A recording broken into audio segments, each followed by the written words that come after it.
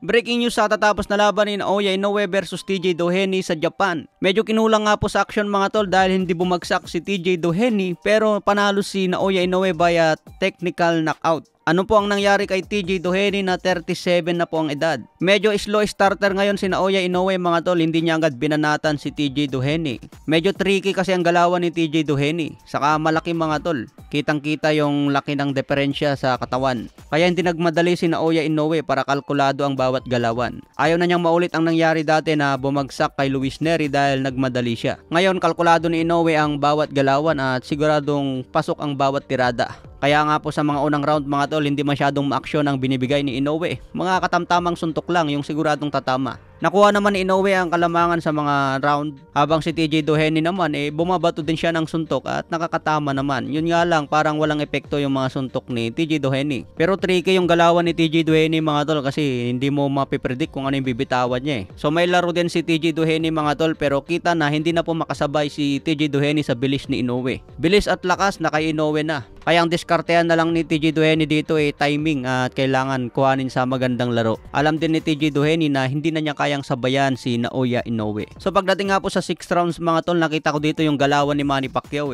yung double hook ni Pacman. Ginawa ni Pacman ito kay Timothy Bradley kaya bumagsak. Ngayon naman mga tol, nakita ko kay Naoya Inoue, nag-double hook din. So pagpasok na nga po ng round 7, medyo maganda na yung entrada ni Naoya Inoue. Umiinit na po yung aksyon. Habang ginugolpe si TJ Doheny sa corner, medyo nakakaligtas naman si TJ Doheny dito. Pero biglang sumakit yung likod ni TJ Doheny at nagpilay-pilay. So dahil masakit na ang likod ni TJ Doheny, hinistop na po ng referee dahil na-injury na. So hindi malaman kung saan nanggaling yung injury. Napilipit ba yung paa o sumakit na yung likod niya dahil sa mga body shot ni Naoya Inoue. So hindi na po pinagpatuloy sa round 7, hindi na po inaantay ng mga fans na bumagsak pa si TJ Doheny bago matapos ang laban. Kaya ang nangyari mga tol sumakit na yung likod niya at finish ng laban. Kaya nakuha ni Inoue ang panalo via technical knockout sa round 7. So still undisputed champion pa rin si Inoue sa edad na 31. Sayang mga tol dahil kulang sa action ngayon hindi natin nakitang bumagsak si TJ Doheny. Maraming pa na nagsasabi na nagsakit-sakitan na lang daw si TJ Doheny dahil baka babagsak na.